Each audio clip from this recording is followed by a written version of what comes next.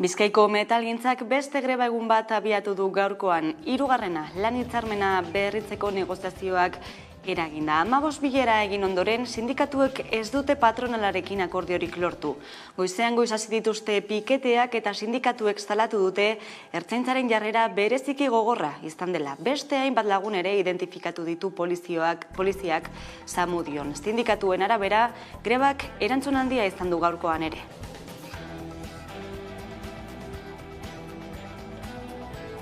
Kaixo guztioi eguerdion, ongitorriak gurean gaur magazinera. Azaroak biditu gaur, asteazkena da. Eguneko lerroburu nagusia Bizkaiko metalgintzarekin lotutakoa da. Aipatu bezala, hirugarren greba eguna du gaurkoa sektoreak, eta ela sindikatuak deituta protesta egin dute Bilboko Moyua plazan, eta gehiengo sindikalak deituta bestalde manifestazioa egin dute. Bertan izan da, Aiara de Urreta lankidea. Aiara, eguerdion, konta iguzu, zer nolako balorazioa egiten dute sindikatuek goizari buruz? Bizkaiko metalgintzako 54.000 langile inguruk lan hitzarmenaren negoziazioa desblokeatzea eskatu dute azken egunetan egindako grebetan. Izan ere, salatu dutenez, Feden patronalak 11 hilabete daramatza lan itunaren negoziazioa blokeatzen. Ekaina eta uztaila bitartean ere grebak egin zituzten, hala ere, oraingoan ez da egon batasun sindikalik. Hala, LAB, Comisiones Obreras, UGT, CGT, CNT eta SK sindikatuek batetik, eta ELAK bestetik protestak egin dituzte. Edo nola ere, grebak jarraipen oso zabala izan du sindikatuen arabera. Izan ere, sektoreko langileen 85% baino gehiagok greba egin du. Eta arrakastaren adierazle da gainera Mercedesek larun batean gelditu zuela. Grebaren eta greben jarraipena oso zabalak izaten ari dira, naiz eta beste batzuk hori izkutatu nahi, baina ezin dena izkutatu da, adibidez Mercedes gelditu dela larun bat honetan Bizkaiko metaleko grebengatik, eta hori ezin da izkutatu. Eta ezin dena izkutatu da hemen gaur gertatzen ari dena. Eta beste behin ere galdetzen diogu patronalari eta Eusko Jaurlaritzari, zer eskainiko diozue Bizkaiko metaleko langileriari. Erosahalmena ez galtzea, alegia KPIaren araberako soldata igoera aldarrikatzen dute Bizkaiko metalgintzako langileek, baina ez hori bakarrik, eskakizunak haratago doaz ez da, Aiara? Bizkaiko metalgintzako lan ituna 2021 bateko abenduan iraungi zen, eta orduztik lan hitzarmena negoziatzen ari dira patronala eta sindikatuak. Pasaden astean, izan zuten azken bilera bi aldeek eta patronalak 14% soldata igoera proposatu zuen gehienez jota 4 urtetarako. Hala ere, sindikatuek ez zuten onartu ez zuelako bermatzen eros ahalmena. Horrez gain, patronalak aurkeztutakoak hainbat atzera pauso zituela gaineratu zuten sindikatuek, eta sindikatuek eskatzen dute besteak beste. Aldi baterako regulazio espedienteak mugatzea, lanaldiak murriztea, subrogazioa handitzea eta malguntasuna baldintzatzea, eta aldi berean aldarrikatzen dute soldata duinak, hau da, KPIaren araberako soldatak edukitzea sektoreko langileak. Elatik, urriak 19an, 10 eduki zehatz planteatu genion patronalari. Besteak beste, KPIko igoerak urte guztietan eta jende guztiarentzat, subrogazioa gehitzea, lanaldi murrizketa, ETT-ak kontrolatzea eta hitzarmenaren benetazko bermeak. Besteak beste. Horren aurrean, zer aurkitu dugu? Patronalaren blokeoa. Eta hori ez du bakarrikelak esaten, beste sindikatu guztiek ere berdin esan dute. Egoera horrela esan dugu, hirugarren greba eguna izan dutela gaurkoan Bizkaiko metalgintzako langileek, goizean goizetik gehiengo sindikalak deituta Zamudioko parke teknologikoan elkartu dira grebalariak, eta esan dugu sindikatuek ertzaintzaren jarrera salatu dutela, Aiara. Eguna argitu aurretik, Olarra eta Zamudioko parke teknologikoan 100 langile elkartu dira. Comisiones Obreras, LAB, UGT, SK, CNT eta CGT sindikatuek deituta, eta ELAK deituta aldiz Amoribieta etzanon. Aurreko egunetan legez pikete informatiboak egin dituzte, baina goiz honetan giroa gaiztotu da. Beste egunetan tentsio uneak egon arren, sindikatuek salatu dutenez, Zamudioko parke teknologikoan ertzaintzaren jarrera bereziki latza izan da. Izan ere, langile bat atzilotu dute ertzainek eta kargak ere egon dira. esatu nahi dugu gaur bereziki pixkat ertzainak ekarri duen jarrera. Orain arte ere izan ditugu tentsio momentuak eta, baina gaurkoa ja beste kutsu bat izan duela, uste dugu edo. Karga oso potoloak egon dira, atxilotu bat ere, jendearen piketeko langileon jarrera pazifikoa izan da momentu guztietan, baina gaur bereziki latza izan da gaurko ertzainaren jarrera. Eskerrik asko, Aiara, eta Bizkaiatik Gipuzkoara egingo dugu salto, bertan denda eta ostatuetan tiket bai fakturazio sistema erabili behar dutelako derrigorrez atzotik indarrean sartu zenetik. Zer moduz doa sistema berriaren izen ematea, Udane? Salmentek bera egin dute kostu egora eta kontsumitzaileek erosteko ahalmena galdu dute. Testuinguru honetan iritsi da tiket bai sistema aurki lurralde guztietara zabalduko da, baina dagoeneko Gipuzkoako merkataritzan eta ostalaritzan indarrean da. Tresna berri hau iruzurra saihesteko autonomo guztiei ezarri zaien faktura egiteko sistema da eta batez ere merkatari txikien artean haserrea piztu du diotenez, trantsizioa behar bezala egiteko bitartekori jarri gabe abiatu baitu Gipuzkoako Foru Aldundiak. Entzun dezagun dendartaneko kidea. Uste dugu itxierak ekarriko ditula. Azken finean, lehen neiko lanak indebilena eusteko dendaio beste arazo batekin batzuk erabakiko istia. Baditu kasuak, jubilazioatik hurbilegon o negozioa ez joala oso ondo, orduan, aitzegila arrazoi honekin erabakiko istia.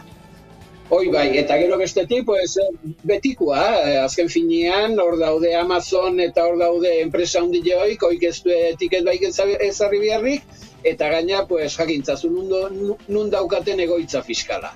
Han ez du zer gapatu beharrik. Fiskalitateari buruz, hain zuzen ere, ideia berritzaileak proposatzeko aukera eman die herritarrei Gipuzkoako Ogasunak. Udane Arbeo, konta iguzu?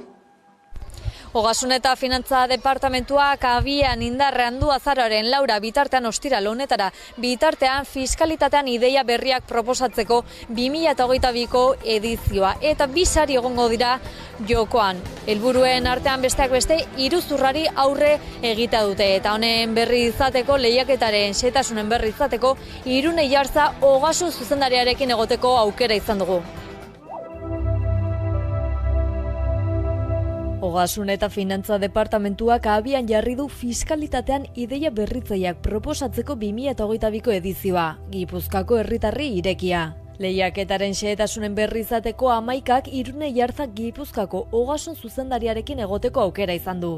Ogasun departamentuan daukagu oso erronka nagusi bat dela zerga borondatez betetzeko, herritarrak ahal dugun heinean lagundu eta gero iruzurraren aurkako borrokan aurrera pausoak ematea. Orduan ardatz horren barruan lehiaketa dago sartuta. Jartzak esan digu iruzurra kuantifikatzea ez dela erraza. Dena den Ogasun departamentuak iruzurraren borrokan aurrera egiteko kontzientzia ezinbestekoa dela ikusten du. Gu Ogasunetik saiatzen gea ahal ditugun tresna guztiak jartzen hau errazteko. Adibidez daukagu zergabidea plataforma. Ogasunaren beste tresnetako balitzateke tiket bai sistema, datorren asteartean abiatuko dena. Tiket bai azkenean da fakturazioa online egiteko sistema bat, eta horrek emango diguna Ogasunari da eragiketa ekonomiko bat dagoen momentuan, guk eragiketa ekonomiko horren informazioa momentuan jasoko dugu. Eta horrek bai emango digula informazio asko Gipuzkoaren ekonomiari buruz, eta baita iruzurraren burruka horretan gure lana hobeto egiteko aukerak. Baina egia da mundua aurrera doala, teknologia aurrera doala, eta orduan beti ona dela beste ideia berriak jasotzea, eta ideia berriak eta bide berriak aztertzea ere, agian baliagarriak ere izan daitezke. Lehiaketa, orokorrean Gipuzkoa herritarrei guztiei zuzenduta dago, baina egia da agian erakarri nahi ditugula pertsona profesionalak eta Ogasunarekin harremanak dituzten dituztenak. Batez ere, gure helburua dalako, zergak borondatez betetzeko ideia berriak jasotzea, eta baita iruzurraren aurkako borroka horretan ideiak berriak baita martxan jartzea. Eta nolabait berrikuntza eta ekintzailetza ere bultzatu nahi dugu, eta orduan, herritar guztiak gonbidatutak daude parte hartzeari, baina egia da, agian ekintzailetzan edo ideia berritzaile bat daukatenak ere erakarri nahi ditugula. Bisari hori ez gain saritutakoek Bi Gipuzkoa Berrilan enpresaren aholkularitza izango dute beren ideiak bizkortzeko. Saridunek aurrez onartuta beti ere, baldin eta ideia horiek berrikuntzaren aldeko prestakuntza programa eta ekintzen bidez bultzatu edo garatu badaitezke. Era berean berrikuntzaren enpresa kudeaketaren eta informazioaren eta komunikazioaren teknologia berrien arloko prestakuntza jaso ahal izango dute.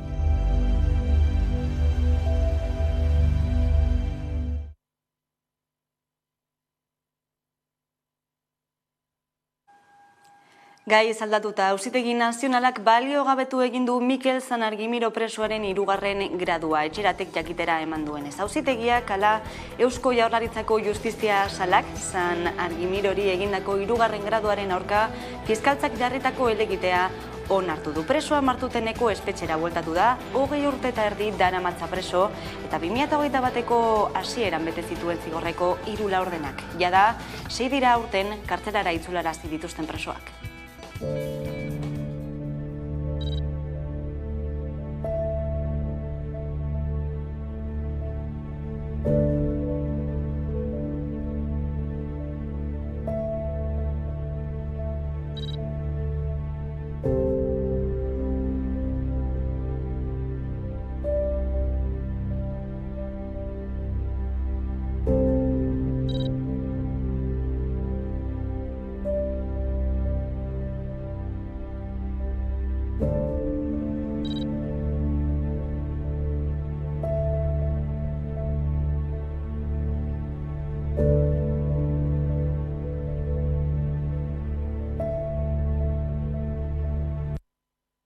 Eta protesta egin dute Irun eta Hendaia artean mugak deuseztatzeko eskatzeko.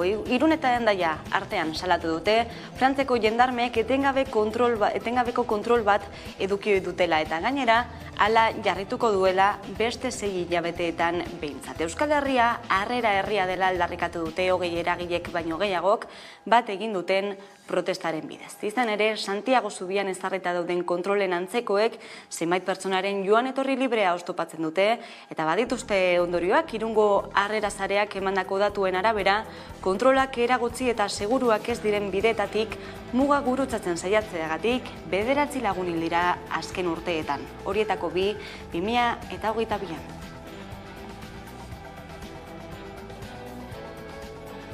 Eta Mediterraneo erdialdean dagoeneko nabari da Giorgia Meloni Italiako presidente berriaren atzerri politika. Gobernuz kanpoko erakundetako 3 ontzik erreskatatutako 1000 migratzaile inguru itsasoan daude, duela egun batzuk lehorreratu ezinik.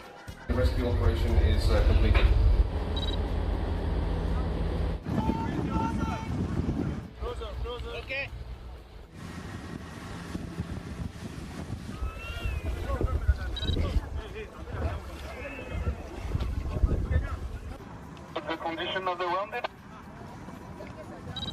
Still stable? Situation is stable, people are responsive. Still stable? Situation is stable, people are responsive.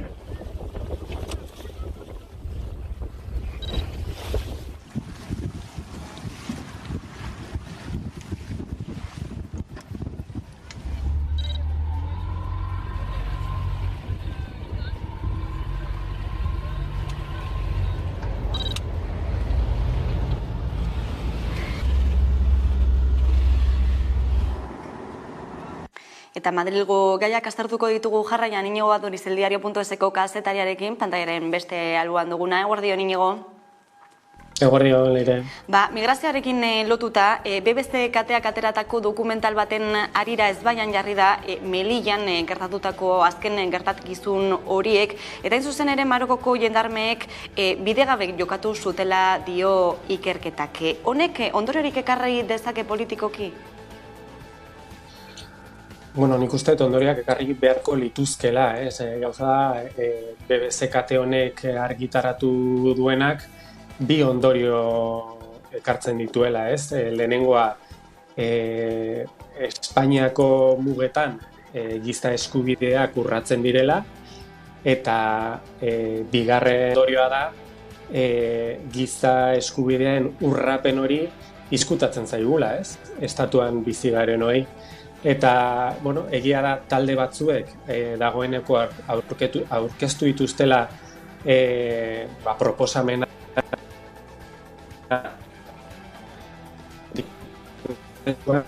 baina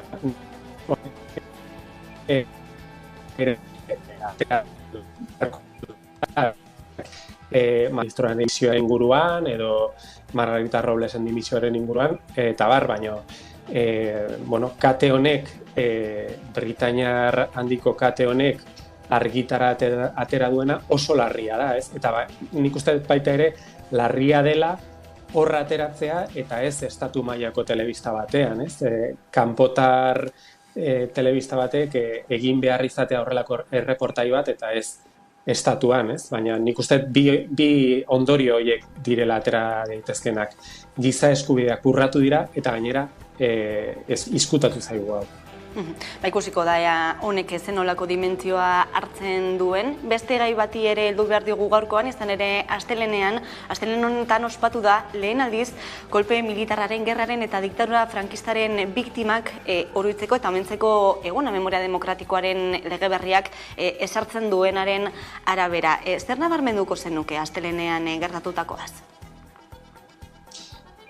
Bueno, nik uste oso eskertuta ikusi genituela biktima asko eta hor egon ziren biktima ugari, ze egia da 40 urte baino gehiagotik ez dela orain arte horrelako omenaldirik egin estatu mailan eta gainera gobernuaren eskutik, baina hemen nik uste arazo sakonean dagoen arazoa da estatuko eskuinak ez dituela horrelako omenaldiak aitortzen eta ez dituela horrelako ekitaldiak babesten. Eta hori gertatzen den bitartean, nik uste biktima hauek eta frankismoak bereziki kolpeatu zituen familiak ez direla behin betiko, ez dakit, ase sentituko, Ze azkenean badirudi eskubia ekitaldi hauetan parte hartzen ez duenean, badirudi gertatutakoa justifikatzen ari dela, eta nik uste horrek muga bat ezartzen duela, Europa mailan dagoen eskuina eta Espainian dagoen eskuinaren artean, Gogoratu beharra dago, bai Alemanian eta baita Italian ere, naiz eta momentu honetan mugimendu faxistak gobernuan berriz egon, baina azkeneko urteetan, bai Italian eta baita Alemanian ere, horko eskuinek aitortu dituzte beraien diktaduretan egin ziren giza eskubideen urraketak.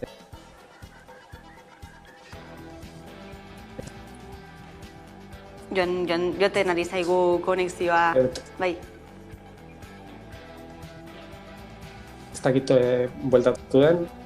Bai, azken esaldi hori entzun gabe gelditu gara, Jon etorriak egiten dituelako konexioak barkatu Inigo, ez dakit errepikatu dezakezun edo behintzate borobildu. Bai, bueno, komentatu nahi nuen zen bakarrik hori dela Espainiar estatua beste estatu batzuengatik desberdintzen duena, eta hori da nik uste tamalgarriana Frankoren biktimentzako, eta gainera Frankoen biktimak geroz eta zaharrago direlako, eta geroz eta zailago izango delako omenaldi hauek ospatzea.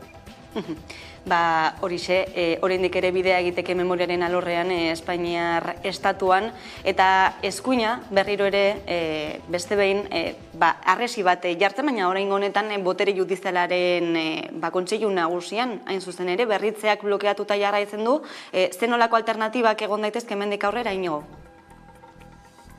Bueno, badirudi gobernua alternatiba horien bila da bilela, ez? Egia da gobernuaren parte batek, hain zuzen ere Unidas Podemosen alde horrek, zuzenean legearen aldaketa bat eskatzen duela, hain zuzen ere gehiengoa, parlamentuaren gehiengo absolutua nahikoa izan dadin, botere judizialaren organo hau birmoldatzeko eta kide berriak hautatzeko, gogoratu beharra dago orain gehiengo errefortzatua behar dela, 3/5 gehiengo hori da proposamen bat, baina gobernuaren baitan beste proposamen batzuk ere ikertzen ari dira. Egia da momentuz ez digutela zehazten zeintzuk izango diren, baina bada konpromezu hori Moncloarena renovazioari edo birmoldaketa hori legegintzaldia bukatu baino lehen burutzeko. Ikusiko da, ea lortzen duten. Inigo Aduriz, mila esker gurean izategatik beste behin. Eskerrik asko zuei.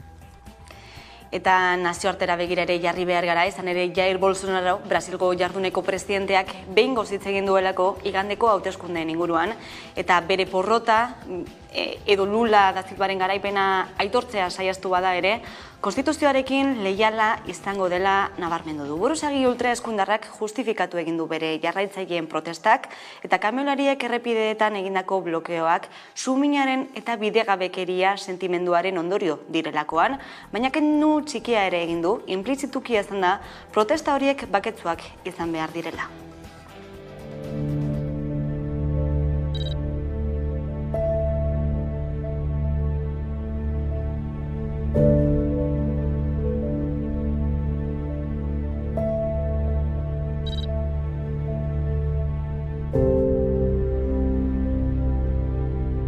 Não existe dois Brasis. Somos um único país.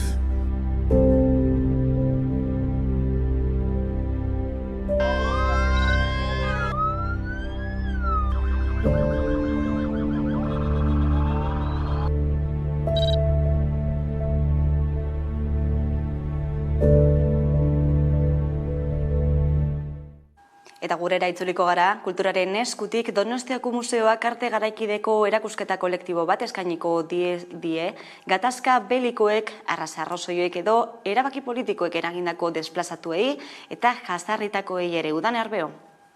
Urtarrilaren 29 bitartean Indesirables erakusketa ikusteko aukera izango duzue hemen Donostian San Telmo Museoan. Eta bertan, diziplina anitzeko 16 artisten obrak ikusialko dituzu. Esaterako, Goiarenak eta erakusketak berak jorratzen dituen gaien artean ditugu indarkeria eta diskriminazio politiko eta arraziala, deportatuen eta erbesteratuen garraioak, gerrak edota bombardaketak esaterako. Eskerrik asko Udane, eta beste egitasmo berri bat, Loa eta Laia, euskarazko marrazki bizidun digitalen telesail berria da. 2 eta 7 urteko haurrentzako eta familientzat ere euskaraz sortutako marrazki bizidun digitalez osatutako proposamena da. Webgunean eta YouTubeko kanalean ikus daitezke, binezka musikari dira protagonistak, euskaraz eginda dago telesaila noski, eta helburu didaktikoa ere badu. Josu Bergara musikari eta publizista da, ideiaren sortzailea, musikaren egilea ere, eta Paul Caballero da, ilustratzailea, pantaiaren beste alboan daukaguna. Eguerdion, Paul? Eguerdion. Beno, nortzuk dira Loa eta Laia? Zuk esan bezala, binezko euskaldunak dira, eta, eurek batu dute lagun batzukin, eta sortu dute musika banda bat, ez? Eta musikaren bitartez, eta euskara jorratuz, gure gaurko balio batzuk landuko ditugu, eta umentzako dana, eurek ere, posez, divertitu daitezen. Zen nolako balioak jorratzen dira? Nik uste dut balio unibertsalak jorratzen ditugula. Ez, pizkat lotu gara, edo batu gara 20-30ko agenda horretara, eta gehien nabarmentzen dena, eta balio guztien ardatza dena da euskera bera, eta euskera hasitako gure kultura guzti hori.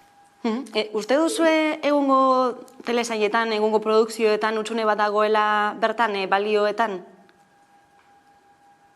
Ez dut uste guk horren epaile izan behar garenik. Balioak aldatzen dira, gizartearekin batera, eta aurrera doazen heinean, ere moldatu egiten dira, beharrezko beharrezko momentura, ez? Orduan, aldiak aldi, balioak aldatzen dira. Baiet ikusi duguna da, gaurko balioen artean, askok ez direla ondo jorratzen edo ez direla jorratzen, eta batez be euskara bera, balio moduan, ia ez dala lantzen, ez? Ez dugu eduki handirik izaten euskararen alde eta euskaraz jorratutakoa ere. Bertan irudietan ikusten ari gara, arlo artistikoari begira, irudiak ere oso biziak badirela, sortutakoak, nolakoa izan da, sortze prozesua? Nahiko polita, Josu eta Bion lagunak gara betidanik, eta orduan, alkartu ginean, bera etorri zan ideia batekin, eta Bion artean lortu dugu, itxura hau, binezken itxura hau lortzea, ez?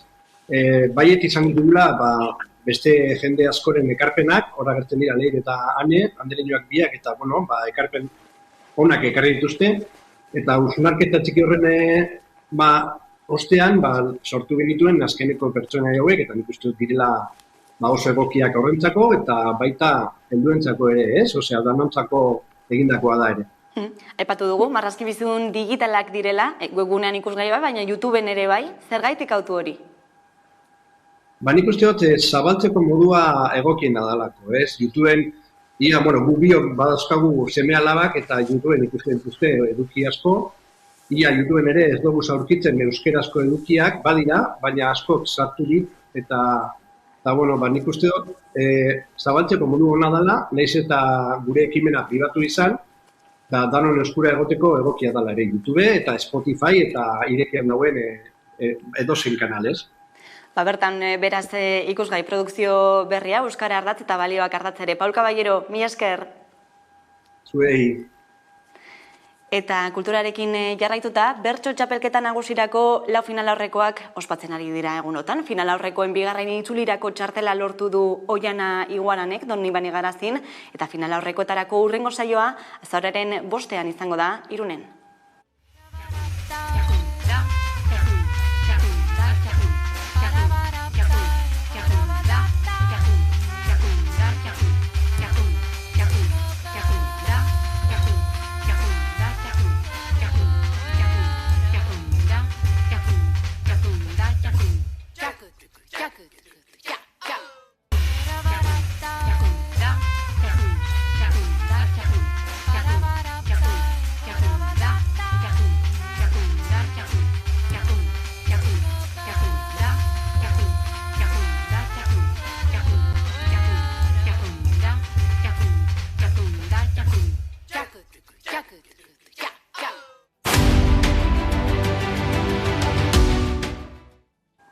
Eta datorren astetik aurrera, azaroaren 10etik 13ra, bueltan izango da Galdakoko sormene jaialdia. Egun horietan, amatasuna, sorkuntza, euskara eta transmisioa izango ditu ardatz.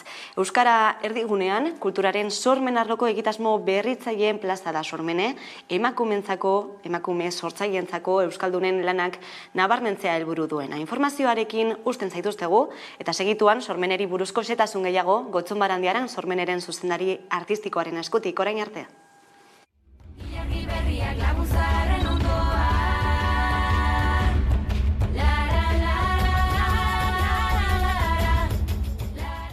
Udazkeneko sormenen amatasuna, jarri dugu amatasuna sormena euskara eta transmisioa landuko ditugula.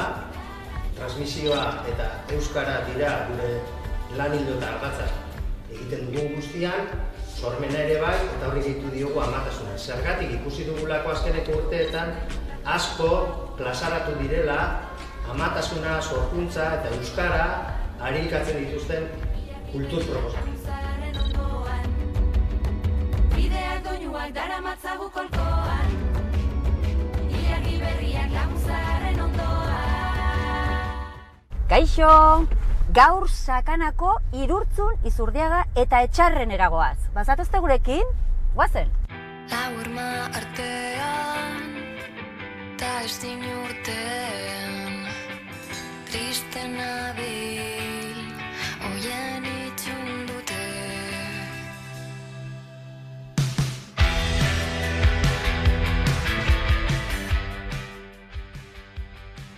Ane Martija, zu zara hemen, zu entzutera etorri gara, baina zu entzutera etorri baino lehenago ezagutzera ere bai.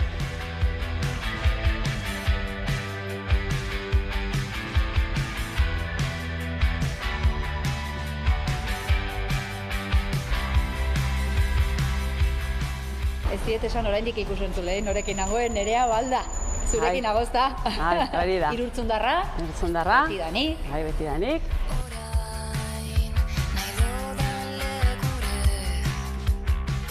Ikote! Nora ekarri nauzue? Bueno, pues... Irurtzunen nago, baina nora ekarri nauzue? Pikuxarrera.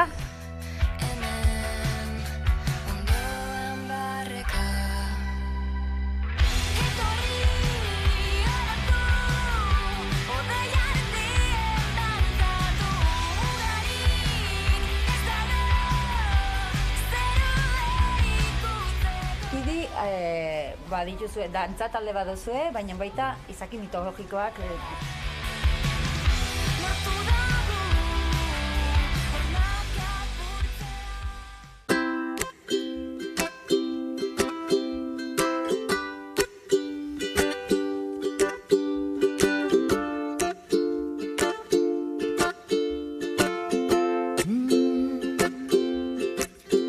Aldatzen da azalekoa,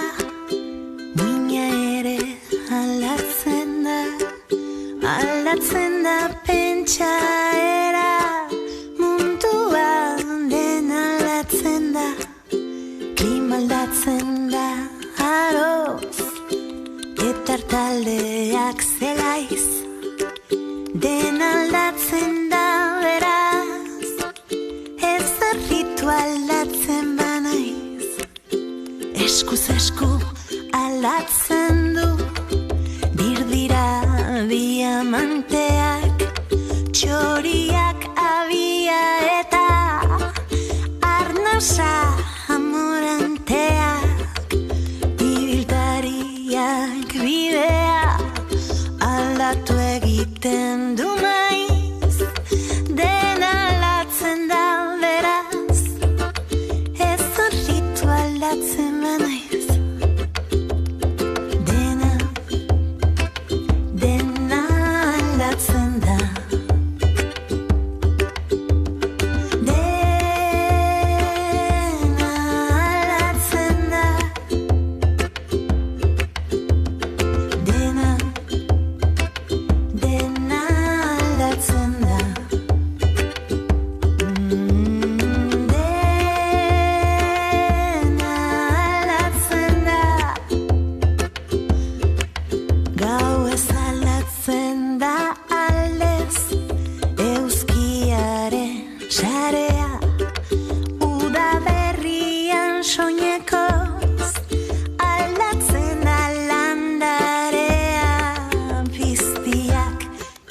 Jezeta ama mazarrak bisaiz, den aldatzen da beraz, ez horritu aldatzen banaiz, dena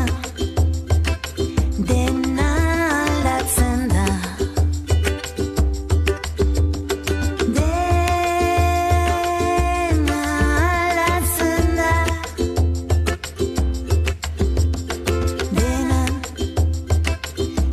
dena aldatzen da.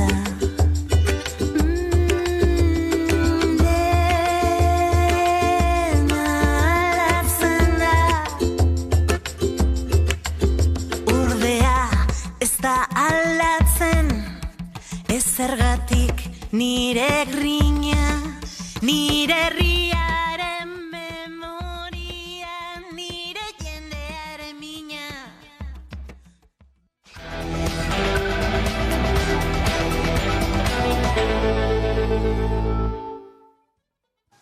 Eta egunero legez, eguneko elkarrizketari aterekiko diogu, horretarako gaurkoan gurean dakagu Gotzunbarandiaran, Sormeneren zuzendari artistikoa da bera, eguerdion. Eguerdion, berdin. Bueno, beste behin, bueltan izango da Sormeneren udazkeneko edizio bat, zer dakar aurtengoak, azaroaren 10-tik 13 bitartekoan?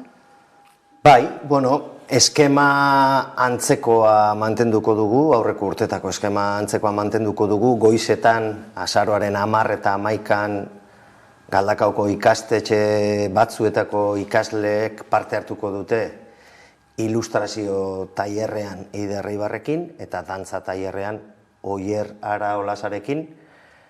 eta azaroan 10ean, ostegune, ostiral, larumat eta igandean, publiko orokorrarentzako eduki eta emanaldiak landuko ditugu. Saituko dugu elkarrizketan zehar zer dakarren programazioak, baina hein handi batean 3 ardatz, 3 zutabe ditu aurtengoak, amatasuna, sorkuntza eta euskara. Zergaitik 3 zutabe horiek? Berez, sormeneren lan hildoetako bat da sormena sustatzea, noski sormene da euskerazko plaza bat, euskarazko kulturgintzarentzako plaza bat, eta emakume lanak nabarmendu, prestigiatu, ikusarazi nahi dituena, edo behintzat horretan lagundu nahi duena. Amatasuna etorri behar zen, goiz edo berandu zeharkatzen duelako emakume sortzailea, horrela erabakitzen baldin badu berak. Eta horrez gain, konturatu gara, azken 2-3 urteetan, kultura adierazpide ezberdinetan, lehenagotik ere bazeuden, ez? Baina orain egonda biltze metatze bat gai horren inguruan, literaturan nik agian urren daukadan kultura adierazpidean, batean urte terdian, 2 erditik gora liburu argitaratu dira edo gehiago, amatasuna gaitzat hartuta edo behintzat amatasunak zeharkatzen dituen liburu batzuk argitaratu dira, baina ez bakarrik literaturan, beste kultura adierazpide batzuetan ere bai, orduan berez etorri da. Sormene, emakume, euskaldun sortzaile lanak nabarmendu nahi baldin baditu, gai hori goiz edo berandu landu behar genuen. Euskal kulturan beraz, inflexio puntu bat egon da ere gai horrekiko, ez? Azken aldian mintzat ematen du. Bueno, hor badago Erika Lagoma eta Estitxu Fernandezen liburu bat, Ama eme ume, testigantzak dira, hainbat eredu eta bizibeni buruzko testigantza, baina beraiek esaten dute, ez? Euskal Herria, euskarazko kulturgintza baita, barne, olatu feminista batean dago, ez da? Zorionez, eta gai hau mai gaineratu nahi zuten beraiek ere, ez? Emakume eta ama diren heinean, eta Erika Bertzolari ere den heinean, beraien liburuan esaten dute, gai hori landu nahi zuten. Estereotipo batzuk eta genero batzuk ere inposatu zaizkiolako emakumeari amatasunari dagokionez, feminismoak ere, bueno, beraiek esaten duten bezala, ez die heldu agian orain arte amatasun bizipen guztiei, eta beraiek ekarpen bat egin dute horretan, ez da, orduan, sormene feminista da berez, amatasunari buruz hitz egin behar genuen. Eta uste dut gainera Euskal Herri mailan dagoen aurrerapen handienetako bat izan da, ez? Gizarte bezala, jendarte bezala, nola zeharkatzen gaituen gero eta gehiago feminismoak, kultur sorkuntzatik ere egin behar dugula gure ekarpen bat. Amatasunaren gaineko irakurketa berriak, ikuspuntu desberdinak, sormenen ere ikusgarri izango direnak, eta esan bezala ez da, sormene izan badelako emakume sortzaileei bultzada ematen dien jaialdia, eta hortengoa estatzean geratuko ez da ere. Bai, eta gero gertatu da, adibidez emagin elkarteak, azaroaren 11-12 okerrezpanago edo 10-11, sormeneren sasoi berean antolatu ditu amatasunari buruzko jardunaldiak Tabakaleran ere, ez da?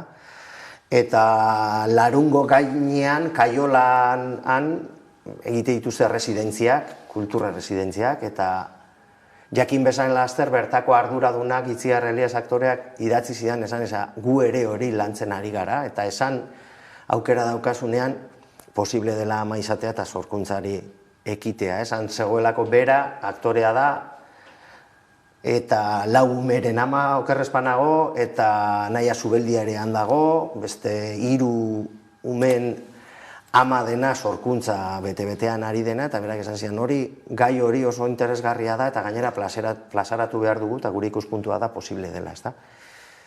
Gero adibidez, Aiaraldea Sormen Faktorian badaude ziklo bat egiten, abendura arte emakume sortzaileen inguruan eta amatasunaren gaia ere aterako da, ez da?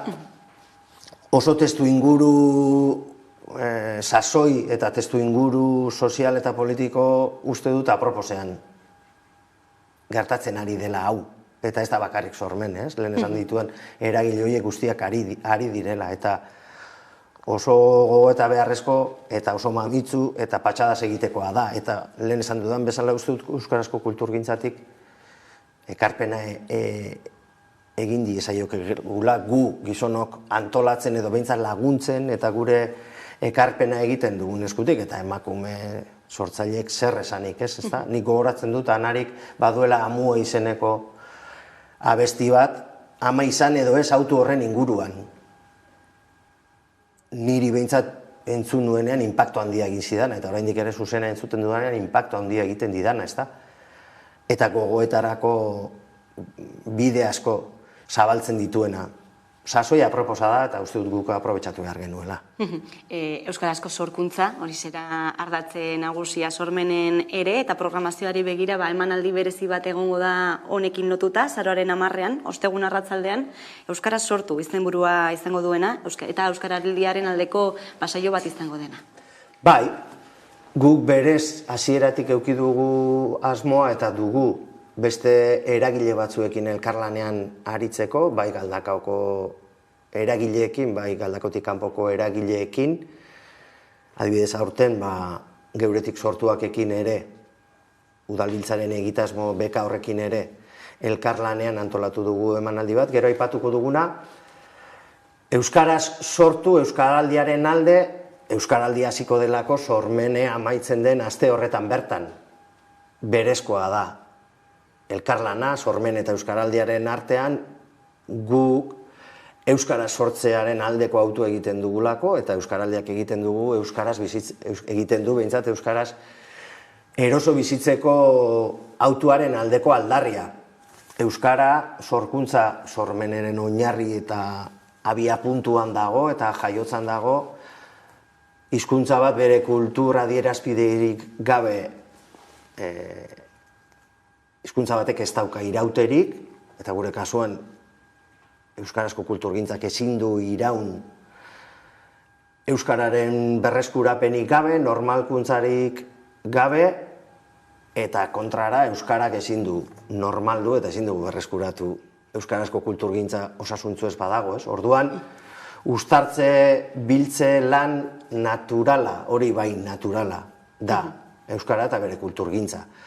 Eta orduan parte hartuko dute emanaldi berezi horretan Galdakaoko sortzaile batzuek, euskara sortzen duten sortzaile batzuek, eta Anela Baka eta Miren Amurizariko dira bertzotan, gero Esti Marquezek bere disko berriko, hitzekin jolasean disko berriko kanta batzuk aurkeztuko ditu Dana Herriaino aktore eta musikariarekin, eta amaitzeko Nagore Muriel zinemagileak Errobi dokumentala laburmetraia aurkeztuko dugu, bertan egongo da, eta berak aurkeztuko du, eta horrela egingo dugu Euskara sortzearen aldeko aldarri bat.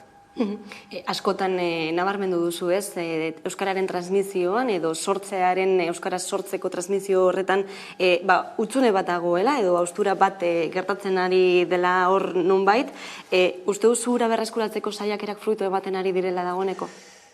Oraindik ez esango nuke, gainera azken hilabeteotan aurkeztu plazaratu diren inkesta eta ikerketa guztiek kontrako esaten dute. Ezta? Soziolinguistika klusterraren kale erabileraren neurketak eman dituen emaitzak oso larriak dira.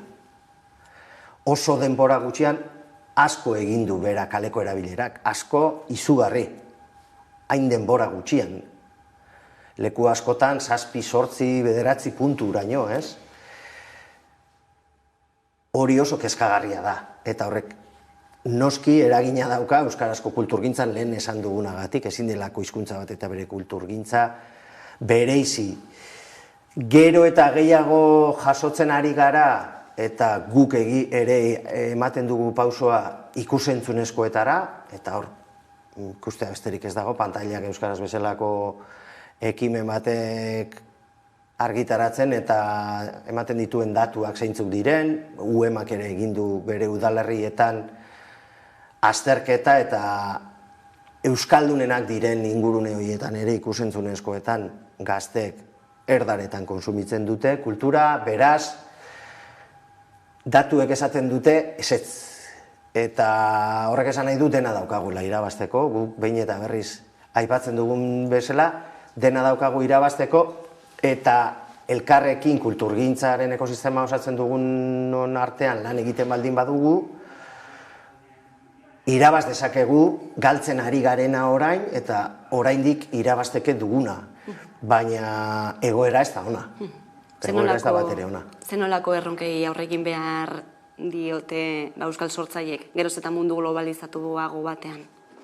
Bueno, gertatzen ari zaiguna da, gero eta sortzaile, sale gutxiago ditugula, kultura diazpide gehienetan.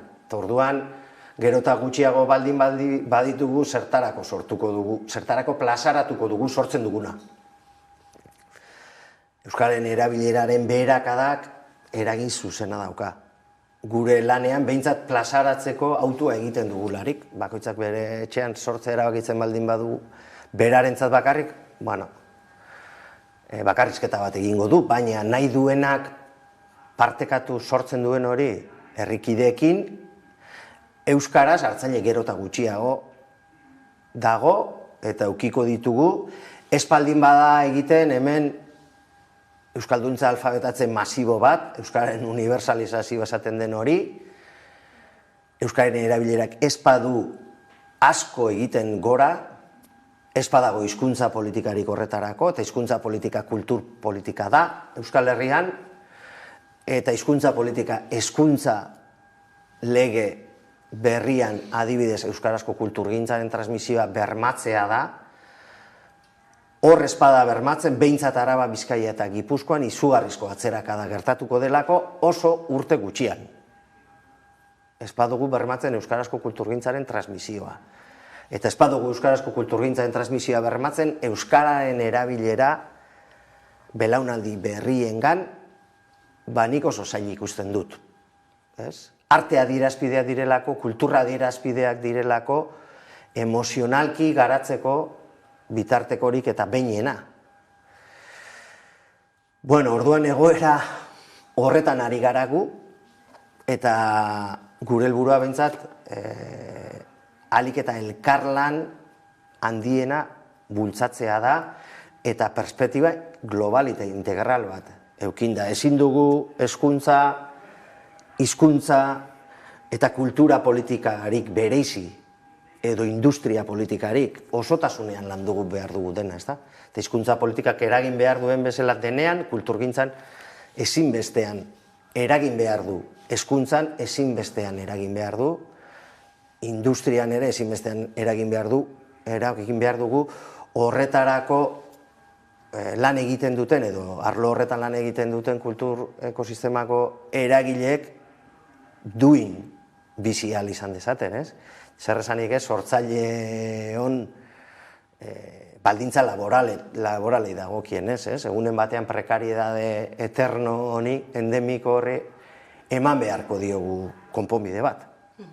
Eta euskarazko sorkuntza auspotzeko bide horretan badago aldagai bat, eta horixe da ez, ama hizkuntzan sortzeak zer suposatzen duen, sormen prozesuan edo bestera batera esan da, zure ama hizkuntza ez den hizkuntza batean sortzen duzunean, nola baldintzatzen duen horrek sormen prozesua eta azken produktu hori? Gure kasuan euskaraz sortzea da beste inon egingo ez duena egitea. Eta ematea munduaren ikuskera bat beste inork ezin duena eman. Hizkuntza batek ematen duelako munduaren ikuskera bat, eta bizitzeko begi batzuk, eta bizitzeko modu bat ere bai. Hein handi batean, nahiz eta globalizazioak dena zanpatzen duen. Ezta? Orain zurea ez den hizkuntza batean sortzeak ziurrenik Euskal Herrian autu hori egiten dienei emango die publiko zabalago batera iristeko aukera, ezta? Noski, espainolak edo frantsesak dituen hiztun edo hartzaile kopuru eta euskarak dituenak ez dira konparagarri. Orduan bat ematek egiten baldin badu autua euskaraz, frantzesez, espainolez, inglesez sortzeko ziurrenik eukiko du buruan publiko zabalago batera iristea. Nik entzun dut behin baino gehiagotan modu naturalean egiten dela hori, modu naturalik ez dago. Hori bideratua da, ezta? Hau da, guk askoz eredu gehiago jasotzen ditugu, euskarazkoak ez diren erdala adierazpideetatik, etengabe egunero edozein lekutan, inolako ahaleginik egin gabe, inolako esfortzurik egin gabe, eta horrek noski eragina dauka gero gure autuan. Politikoki, ideologikoki, espaldin badaukazu argi zein den euskararen egoera, espaduzu ezagutzen euskararen historia, espaduzu euskarazko kulturgintzaren egoera eta historia ezagutzen, horrek eragin zuzena du zure autuan. Eta agian pentsatuko duzu ez dela autu ideologiko bat edo politiko bat, baina erdaretan sortzea autu politiko eta ideologiko bat da, ez da naturala. Sormenek ekarriko duenarekin jarraituta, programazioarekin jarraituta, musika ere, ez da aurten faltako, Neomaken kontzertua ere izango dugu ikusgai. Bai, Neomakek bere lehenengo diskoa izen horrekin aurkeztuko du, Neomakeko hainbat kide izan ziren Kepa Junkera eta Sorginak egitasmoko kide, Sorginak osatzen zuten, gaur egun Neomakekoak direnak, eta beraiek emakumez bakarrik osatutako taldea da, lehenengo diskoa dakarte, eta beraiek letren bitartez, bai eurenak, bai idazle batzuen letrak hartuta, gogo eta oso interesgarriak egite dituzte, feminismotik ere, eta sortzaile diren emakume izatetik, ez? Hortik ere, oso zuzeneko ikusgarria dute, oso impactantea da, bai koreografiagatik, jaskeragatik eta eszenografiagatik ere gazteak dira, oso sortzaile gazteak dira eta sekulako indarra dute. Eta guk lotura egiten dugu, duela 2 edizio, okerrezpanago, amak egon ziren ere, edo iaz, egon ziren ere sormenen, ez? Amakeko kide batzuk Neomakekoekin lotura dute, irakasle ere izandakoa dira, eta hor badago transmisio bat, ez? Bai ezagutzarena, baina baita praktikarena. Orduan lotura zuzena ikusten genion, eta jakin bezain laster Neomakek disko atera behar zuela, Ane Legarreta esaz elkarteko kidea da, eta bera ere sormeneko talde eragilean aritzen da, eta berak ikusi zuen hildo oso garbi bat, lotura oso garbi bat, eta orduan proposatu genien Neomakekoi beraien disko berri hori aurkeztea, eta azaroaren 12an eginko dute, gaueko 10etan Torrezabal kulturretxean. Antzerkia ere izango da, hain zuzen ere Lore More, emakume konpainia Nafarraren trapuzikinak lanarekin, zer ikusiko dugu, holtza gainean? Hori oso emanaldi berezia, nire ustez behintzat, nik ikusi nuen, eta oso berezia da, ze egiten dute, belaunaldi ezberdinetako emakumeek ikustokietan edo arropa garbitzeko harritoki horietan zer bizitzen zuten, nola harremantzen ziren, zer kontatzen zioten elkarri, nola zaintzen zuten elkar, eta ez bakarrik hori, euskalki ezberdinak erabiliz, Euskal Herri osoan gertatutako fenomeno bat dela irudikatzen dute, eta ze garrantzitsua izan den, elkar zaintzarako gune horiek eukitzea emakume horientzat, beste guztia kontra zutenean. Hori Lore Morekoek aurkeztu zuten geuretik sortuak bekara eta irabazi egin zuten, eta egonaldi baten ondoren plazaratu zuten, iaz. Eta gero ukiko dugu ere Amur, hau da Mari de Jon konpainiaren lan bat, ja urte batzuk dira oholtzaratu zutenetik lehen aldiz, Oihartzun eta Harrera oso nauki dituena, eta bi emakumeren maitasun historia kontatzen du urte batzuetan zehar, garatuz doana eta aldatuz doana. Hori da, era guztietako publikoarentzako emanaldi bat. Horixe beraz, programazioari dagokionean, udazkeneko 3. edizio honek dakarrena, pandemia tarteko nolakoa da balorazioa orain arte? Guk aurretik esan genuen, Euskarazko kulturzaleak sortzea epe luzerako egitasmo bada, eta guk behintzat horrela ulertzen dugu. Beraz, pazientzia sartzen dugu, patxada sartzen dugu, audientzia ez dugu horren, ez da hain erabakigarriak guretzat. Euskarazko kulturgintza landu behar da, Galdakaon eta Galdakotik kanpo leku gehienetan ez dagoelako, euskarazko kultur sale nahikorik, hau da, maiz garenak 40.000 izango gara, eta hori 3 milioitik gorako herri batean gutxi da. Gure ustez behintzat, oso gutxi da, eta hori landu behar da perspektiba horrekin, ez? Patxada batekin, ez berehalako emaitzari begira, ez? Aretoa beteta egongo da euneko unean, sarrera guztiak salduko ote ditugun euneko unean. Zaletasuna gure ustez behintzat ez da horrela lortzen. Euki behar ditugu emanaldi batzuk zeintzuetan eukiko ditugu, eta euki ditugu zeintzuetan jente asko egon den, da beste batzuetan ez da horren beste jente egon. Horrek esan nahi du ez dugula zaletasunik sortu? Ba, segurazki ez. Ze zaletasuna beste erabatera sortzen da. Emanaldi hutzak proposatzea, hau da, programazio hutz batekin ez duzu lortzen zaletasuna. Hori da, jorratu behar dituzun lan hildoetako bat, plazak eskaintzen dizkiozu euskarazko sortzaileari eta zaleari ere aukera ematen diozu jasotzeko eredu bat, baina hezkuntza arautuan lan egin behar dugu, hezkuntza ez arautuan lan egin behar dugu, komunikabideekin lan egin behar dugu, eta hori egin behar dugu ahalik eta modu sinkronizatuenean. Orain arteko balorazioa da, Galdako 30.000 persona euki ditu orain arte, Usansolo bere helburua lortzen duenean eukiko ditu 6.000 bat gutxiago edo, ez? Orduan, ari gara, 25.000 bat lagun, etorkizunean, 25.000 bat lagun eukiko dituen herri bati buruz, zeinetan urte askoan ez den euskarazko kulturzaletasunik sustatu. Modu integral batean, ez? Orduan, guk jarri behar ditugu helburuak, epe luze batera, epe ertain batera, mugarri batzuk ere zehaztu beharko ditugu, baina epe luzera begira aritu behar dugu, modu iraunkor batean, modu sistematiko batean, 4 lan ildo horietan, eta kulturgintzako eragile guztiekin. Arnasa hartu behar da, gaur egun dugun bizitzeko era honek ez dio laguntzen. Kulturgintzaren tempoa, denbora eta gaur egun duguna, kapitalismo, turbokapitalismo basati honenak ez datoz bat. Orduan guk bestera batera jokatu behar dugu. Testuinguru horretan hartzen du garrantzi berezia, ez da, Sormeneren bi edizio horiek, urtean egiten diren bi edizio horiek, udaberrian eta udazkenean. Aipatu dugu Euskaraldia, korrika ere izan da urten, Durangoko azoka izango da laster, Sormeneko katu dezakegu, ez, urteroko hitzordu horietan ere, nola ikusten duzu argazki hori?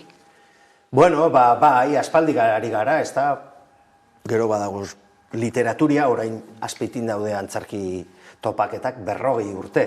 Bete dituzte bakarrik euskarazko antzarkia programatzen eta sustatzen ez bakarrik programatzen, ze orain Dinamoan eta bertako Zoreasun eta egonaldiak egiten dituzte eta landu egiten dute antzarki zaletasuna, eta Euskal Herrian badaude ikusi-mikusi ere izan zen, Zaharan baditugu horrelako egitasmo oso garrantzitsuak Euskal Herrian, eta horiekin guztiekin egin genezake kultur politika integral bat Euskal Herrirako, hizkuntza ere noski bere barne hartuko duena, hezkuntzarekin ere lan egingo duena, esparru komunikatibo propio bat landuko duena, kurrikulumean, lehen esan duen hezkuntzan ere ez, gure kurrikulumo propioa lortu beharko genuke, eta hor txertatuk beharko genuke modu sistematiko batean eta iraunkor batean euskarazko kulturgintza, sormena bera, personaren garapen integralerako ezinbestekoa delako, eta bestelako herri bat egin beharko genuke eta egin genezake. Nik ikusten dut jente asko ari dela gauza asko egiten Euskal Herrian, ez da?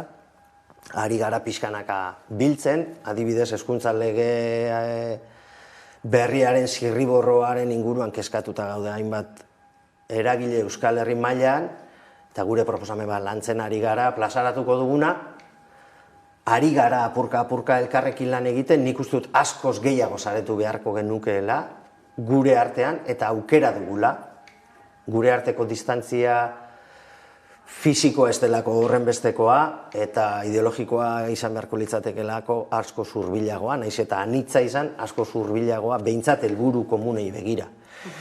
Ikusten dudana da, dena daukagula irabazteko lehen esan dugun bezala, eta uste dugu aldarte horrekin lan egin behar dugula.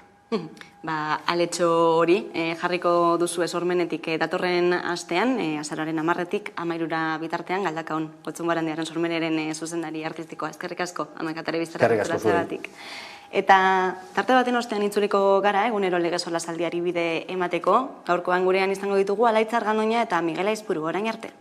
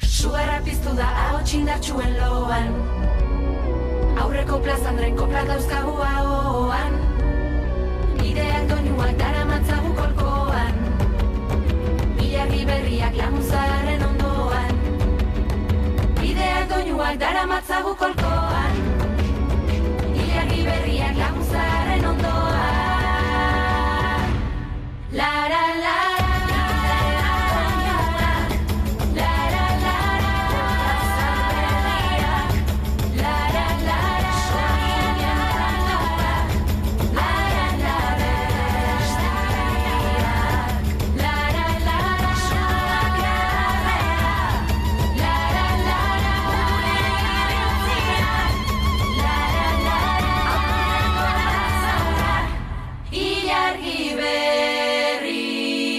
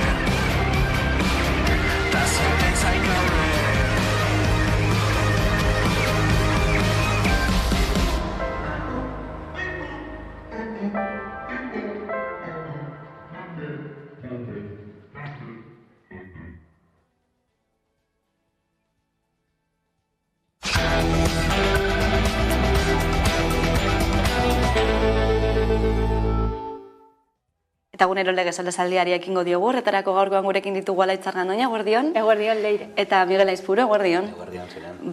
Metaleko sektoreari buruz hitz egiten hasiko gara, gaurkoan badakizuelako greba eguna ere izan dutela, hirugarrena, ditu zituzten hirutatik hirugarrena en zuzen ere, hitzarmen negoziazio hori desblokeatzeko asmotan, patronalak eginiko proposamena ez zaielako aproposa iruditu sindikatuei hain zuzen ere, 6,5 soldata igoera proposatzen duelako patronalak urte honetan, gero progresiboki igotzen joango litzatekena, baina erosahalmenaren galera ekarriko lukeena sindikatuen iritziz, eta horregatik greba deialdia gaurkoan ere, esan dute, jarraipen zabala izan duela, baina salaketa bat egin dute izan ere, goiz lab sindikatuak salatu duena sartzentzak gogor jokatu du, kargak egin ditu, Zamudioko parke teknologikoan, eta hainbat lagun identifikatzeaz gain, pertsona bat ere atxilotu dute.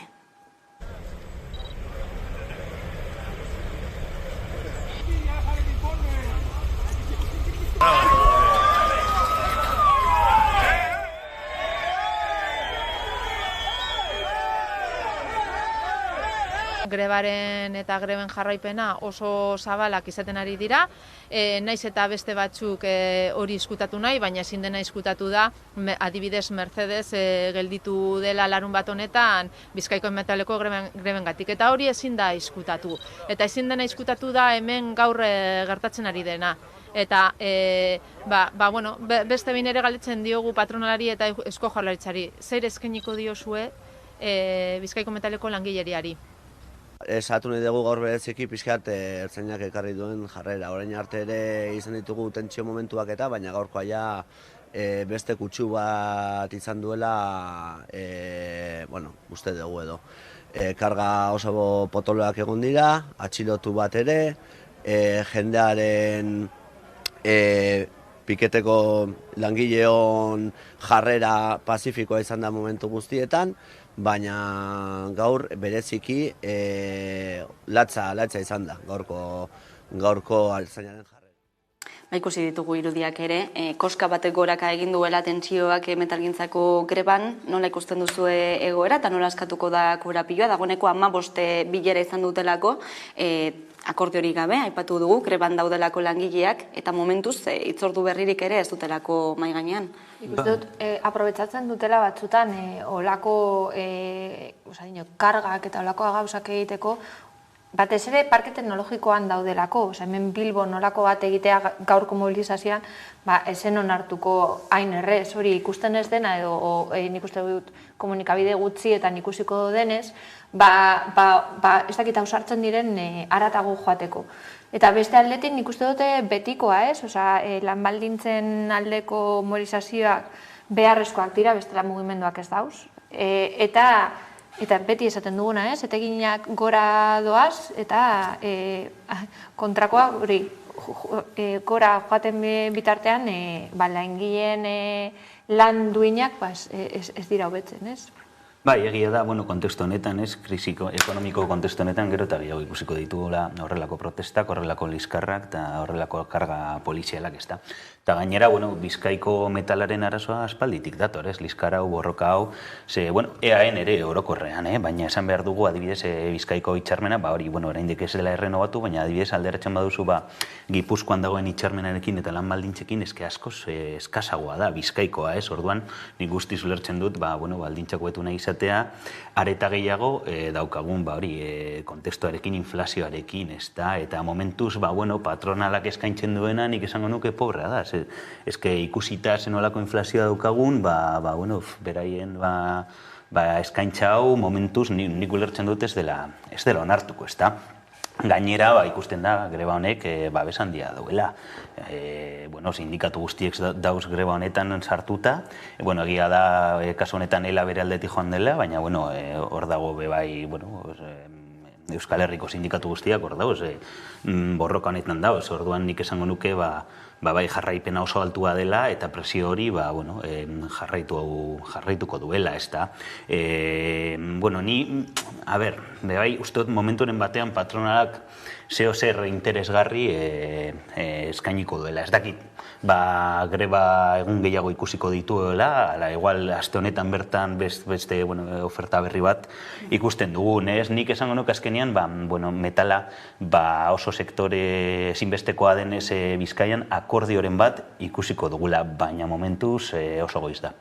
Eta sektore estrategikoa, aipatu du labeko ordezkariak ez, Mercedesen ere ondorioak izan dituztela grebaren eraginaz, beraz, sokate inkatuta dago, argi dago, baina irtenbidea nondik etor daiteke. Gainera nik uste dute hau dela, pentsionistek bebai aldarrikatzen duten aurreka bat egon barko dela. Nik uste dut inflazioa eta erosketak egiterakoan diru gehiago behar baldin bada, gero akordioetan soldatak igo beharko dira, eta ez bakarri soldata baizik eta lan baldintzak nik uste dute obera joan beharko direla, eta batez ere gero enpresek etekinak ateratzen dituztelako.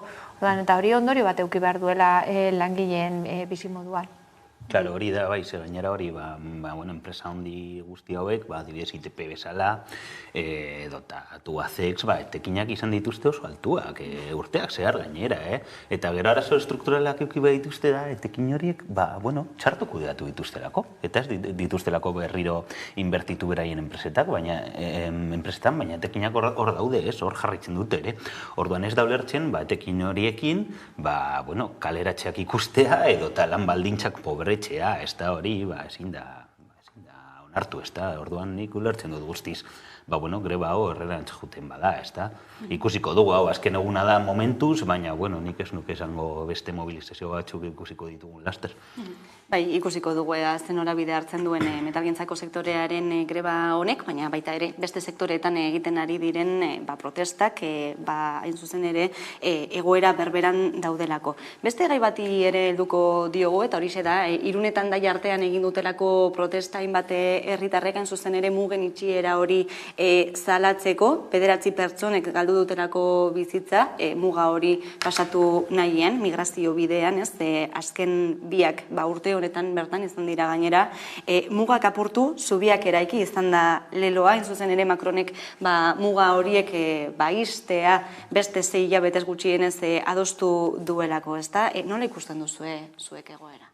Nik ikusten duana da, azkenean gizarteok vanguardia bat garela, eskubideen defentsan lehenengo mailan gaudela, lehenengo marran gaudela, eta gero instituzioak joaten direla apur bat arrebufo, ez? Dinot, ikusi da Bilbon atzurin ipinitako esiekin nola izan dira auzokideek hori atera dituztenak, mai gainean batez ere jendearen eskubideak, ikusi da hainbat tokitan olako jendearen erantzuna nolako izan den, eta instituzioen erantzuna ez dator bat, ez dago adostasunik, edo oraindik ez dakite pentsatzen dutelako ondorio latzak eukiko dituztela instituzioek edo partidoek, olako aurrera pausak ematen baldin badituzte.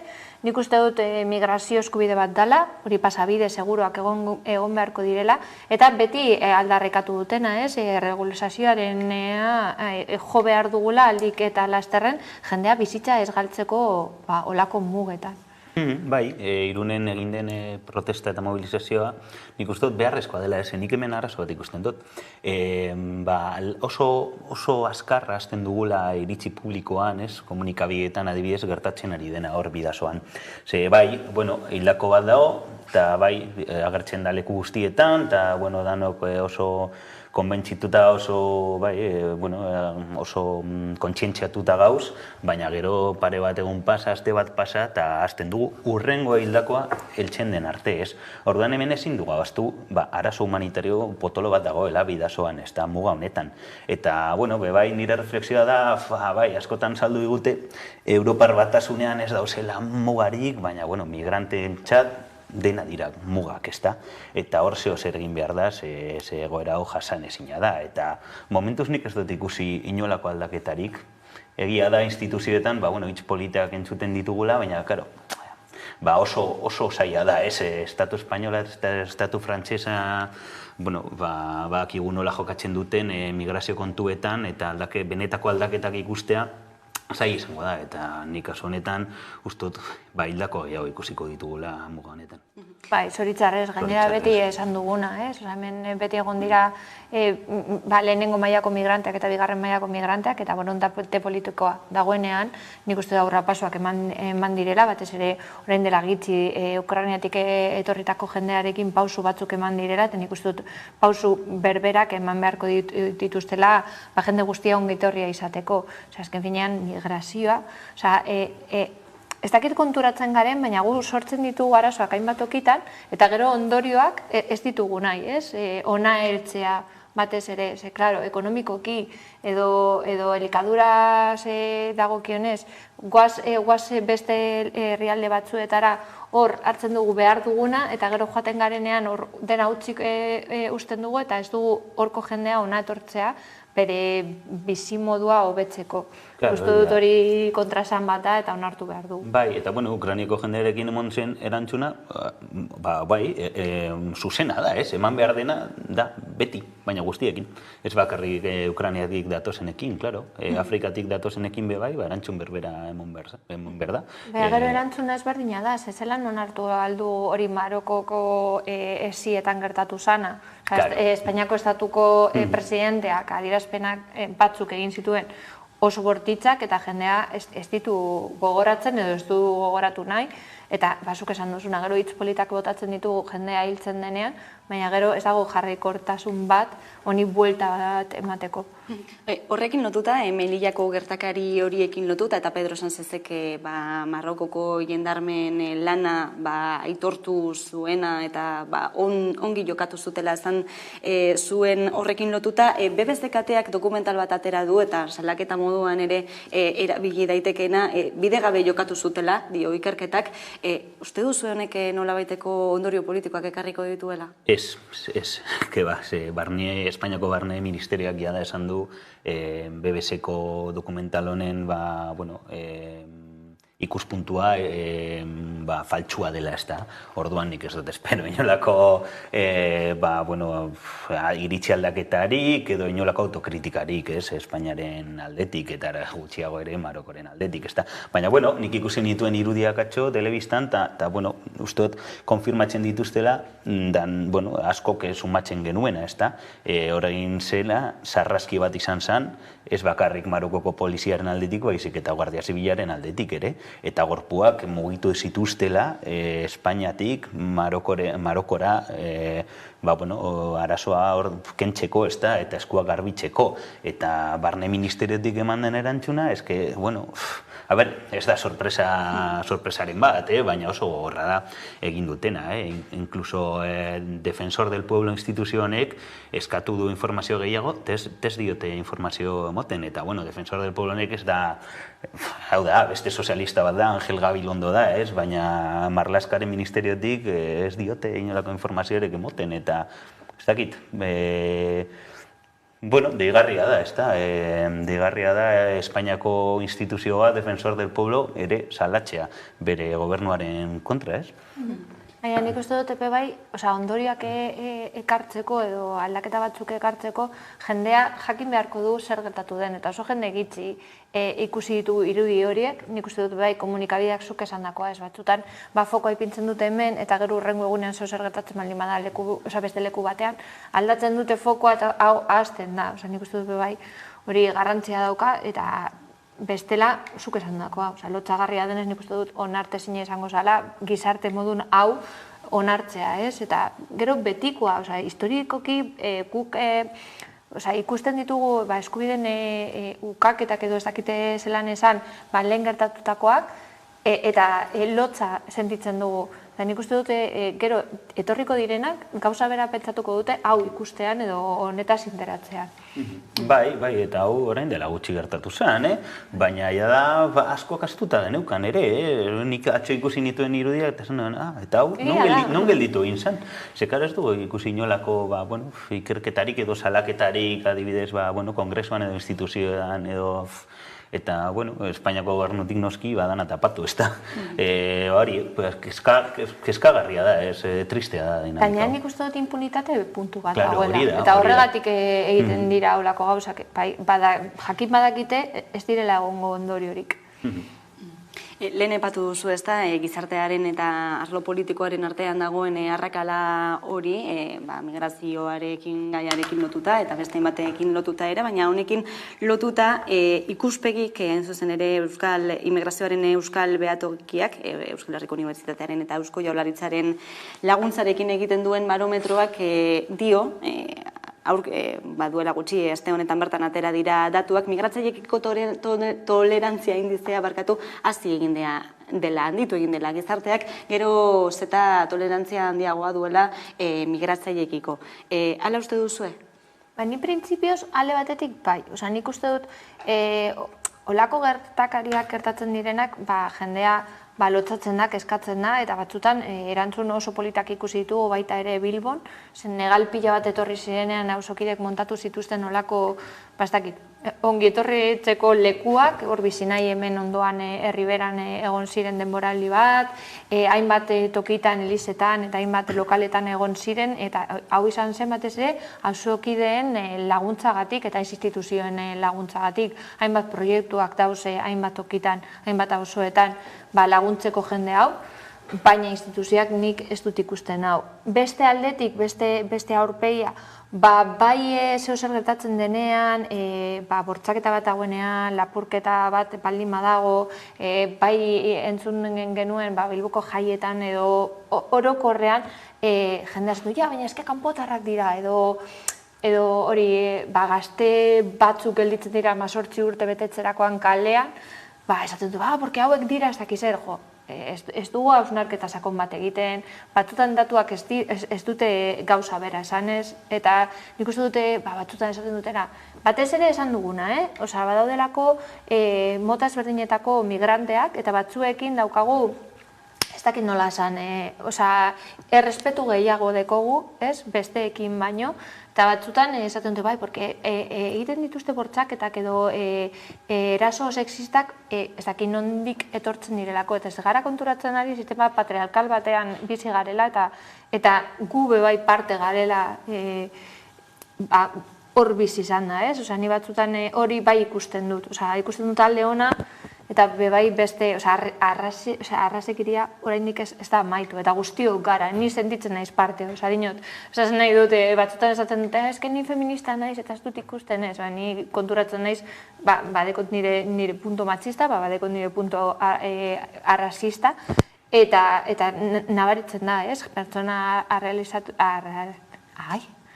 arrazialitzatu baten aurrean zauzenean, kostatzen zaigu gehiago, aratago joango nintzatik Bilboko konpartzek egin dute protokolo bat, erasoen aurkakoa, edo lantzeko edo kudeatzeko, eta egon ginen hori monografiko batean, eta kostatzen zitzaidan gehiago, askoz gehiago, detektatzea hori eraso arrazistak, eta horrek esan nahi du asko daukagula lantzeko, orduan, posten nahi solako datuak entzutean, baina badakit oraindik daukagula lan pila bat egiteko.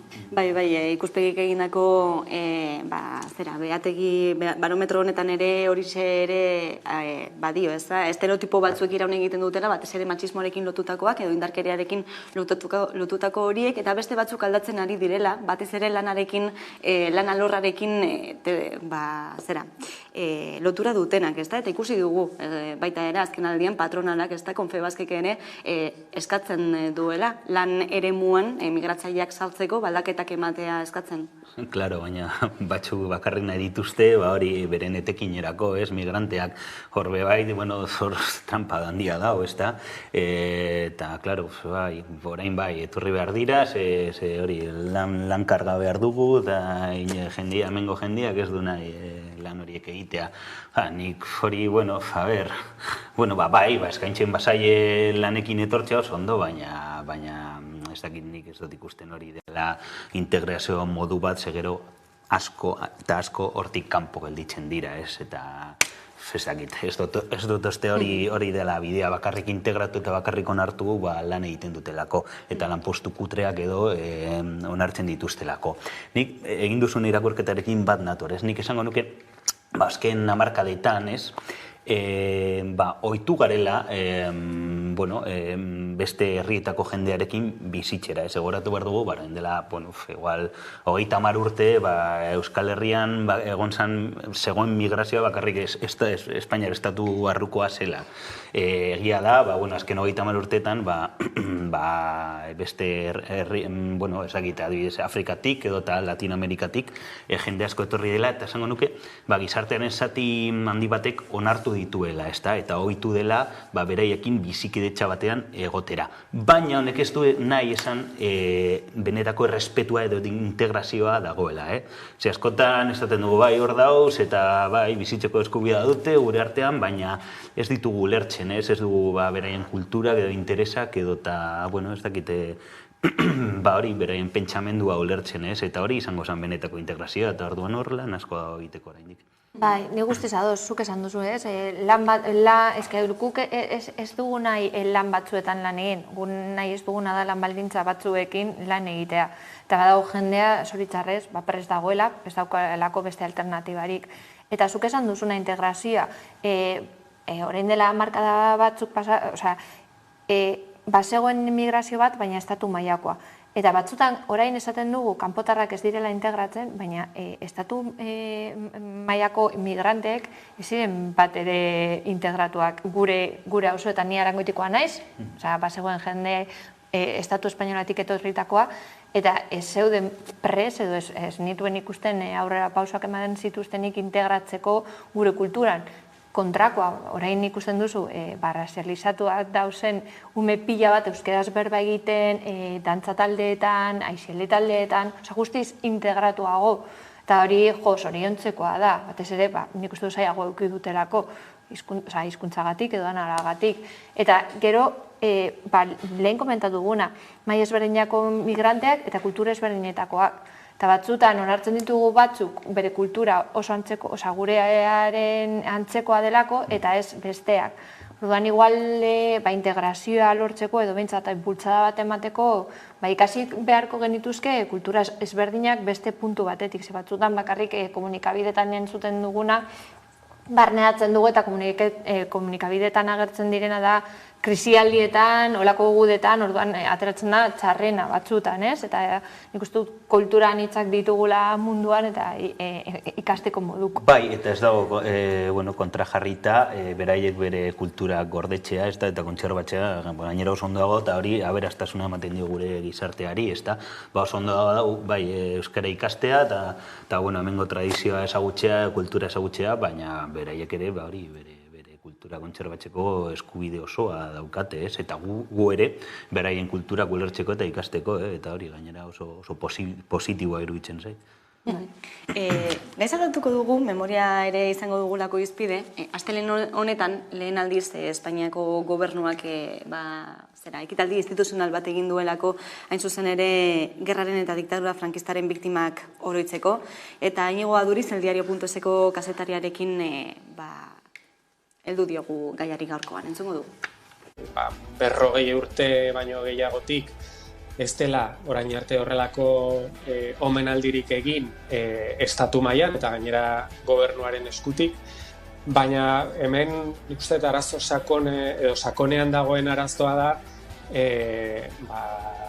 estatuko eskuinak ez dituela horrelako omenaldiak aitortzen, eta hori gertatzen den bitartean nik uste biktima hauek ez direla behin betiko, ez dakit, ase sentituko.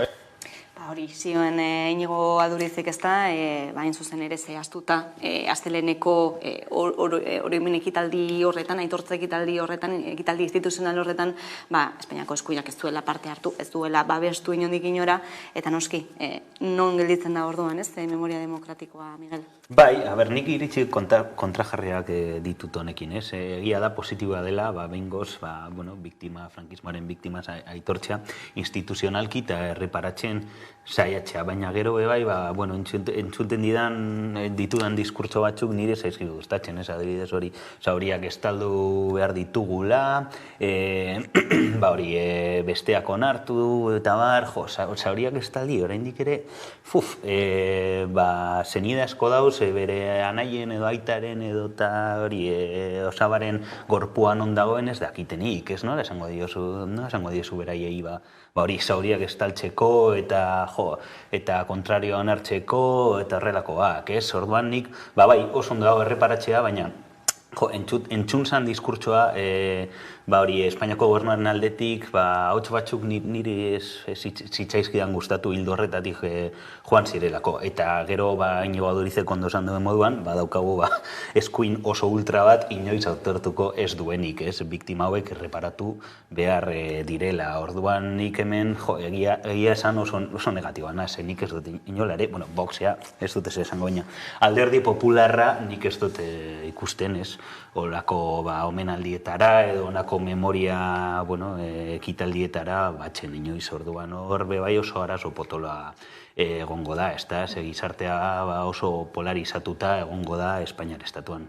Ia 57 urte ez, Franco diktadorea hiltzenetik, eta oraindik ere horrela gaude, aipatu duzu hainbat eta hainbat familiak dituztelako oraindik ere senideak non dauden ere jakin gabe, orain memoria demokratikoaren legearen bidez suposatzen da, guzti horiek bilatzeko eta eorteko prozesua hasi beharko litzatekeela, baina Europa mailan ez, konparatuta Alemaniako politika memoriarekin lotutakoak edo Italiakoarekin lotuta ez, Zalateke Espainian estatua oso atzean dagoela. Bai, baina eske hemen betiko arazo daukau, ez? Espainian ez elagon ruptura demokratiko bat, orduan nola ingo dugu Alemaniak egin zuen autokritika edo Italiak edo beste herrialde batzuk, ez? Beraien iraganari buruz.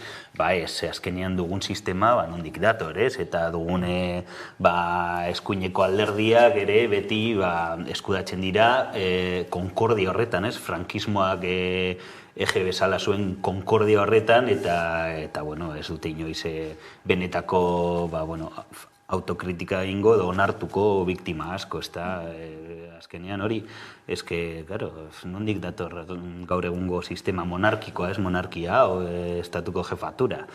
Orduan gauza horiek horrela jarraitzen duten bitartean, oso zaila izango da. Hau martxan jartzea, eta ikusi aldugu adibidez, hurrengo urtean, nola, hauteskundeak dauzenez, eskuineko beste gobernu bat eltzea, eta Mariano Rajoyrekin gertatu zen bezala, memoria ekimen guztiak paralizatzea, ez? Eta diru laguntza guztiak kentzea, eta horrelako gauzak, eta oraindik ere legala da Fundación Francisco Franco hori, eta eske hau dana onartezina da, eta... Guztiz ados, azken finean omenaldi bat egitea ez ditu gauzak aldatuko. Nik uste dute hori da garrantzitsuena, nik uste dut badagoela lan itzela egiteko oraindik, komentatu duguna, familiar batzuk dauzela edo non eta inork ez daki, eta hortik joan beharko da erreparazioa, eta ez hainbeste omenaldiak egitea edo dana darakoa, baina hori ez da egingo batez ere batzuk oraindik uko egiten dutelako diktadura edo hor gertatu zana, ez?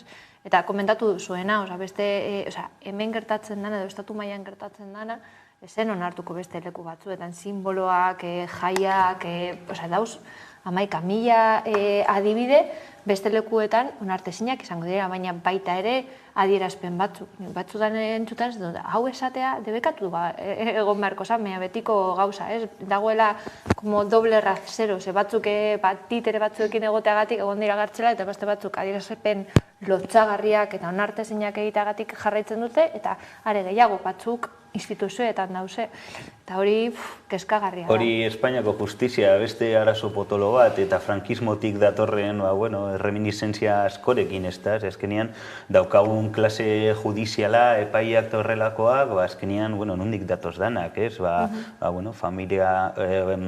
Familia frankistetik, eta aita frankista zutenak, eta dirua zutenak, horregatik ikasi izan zuten magistratura, ez da, obreroak ezin du ikasi hori epaia izateko, ez? Eta hor bai, arrakala sozial bat ikusten da, eta horregatik daukagun justizia reminiscentzia frankistekin, eta patriarkala, eta ikusten dugu egunero, bai.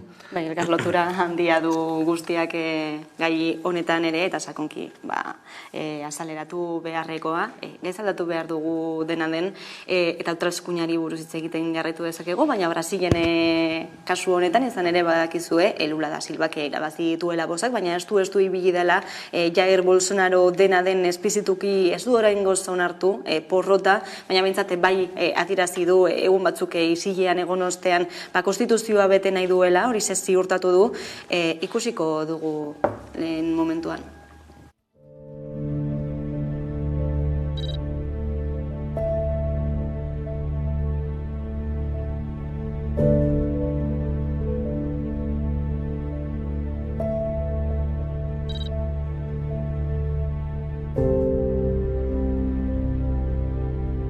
Não existe dois Brasis.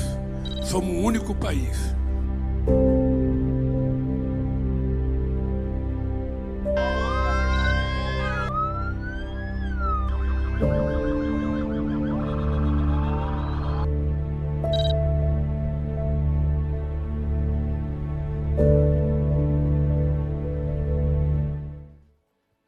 Pizka bat gora beratzuak izan dira hauek hauteskundeak ospatu eta gero, esan dugu Bolsonaro isilik egon delako bizpahiru egun, bozak emaitzak azaleratu zirenetik, tentsioa goraka joan da, protestak egon dira baita ere, zein joera ikusten diozue?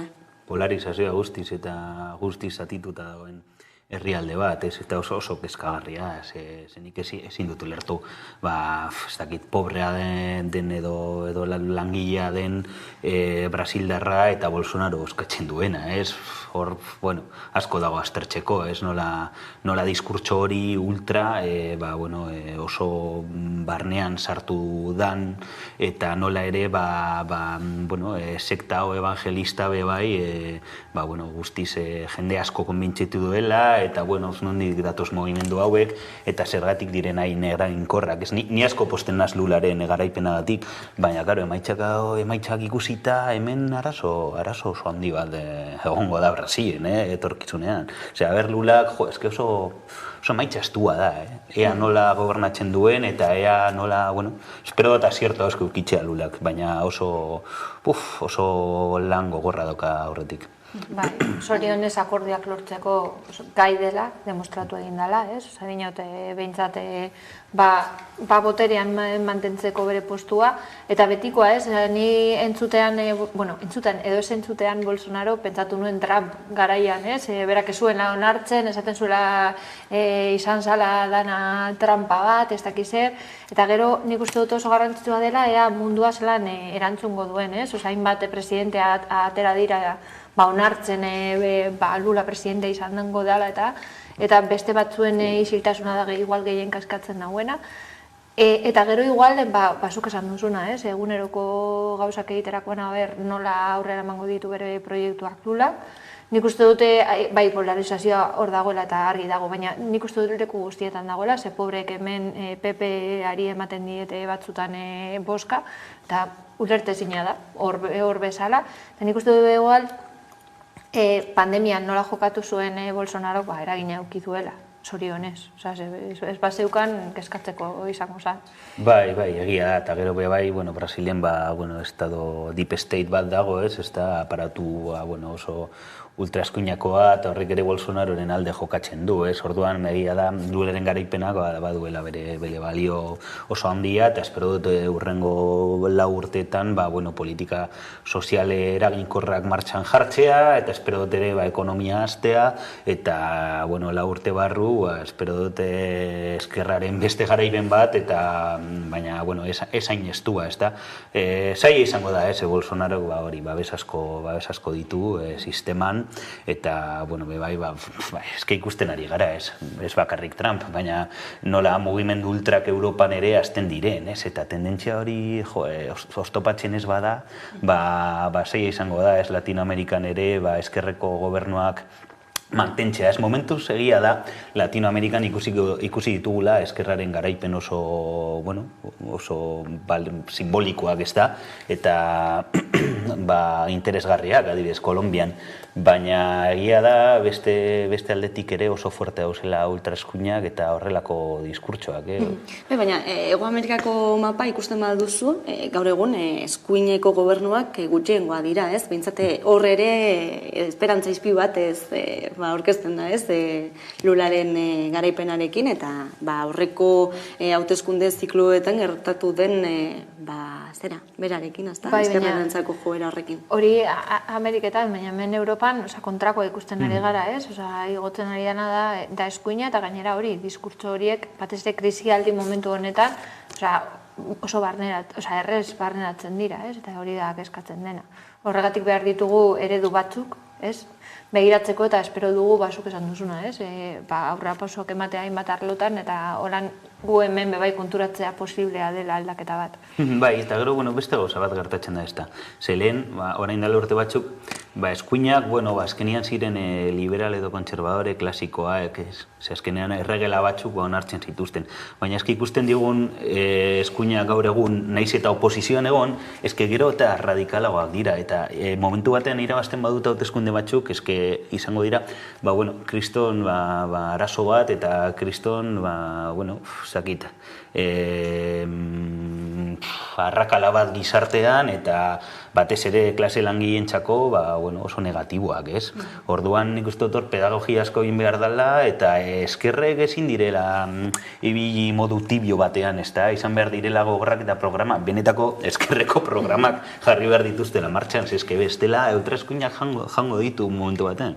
Hortxe, baino gehiagotan maila honetan ere hitz egin dugu, ez nolako erronkak dituen eskerrak testuinguru honen aurrean, ez da, badirudielako momentuz mai gainean dauden proposamenak ez direla guztiz ez dituztela, hautetziak guztiz azebetetzen, ikusten ari gara nola hauteskundeetan zein nolako abstentzio maila altua dagoen, gerozetan diagoa, ez?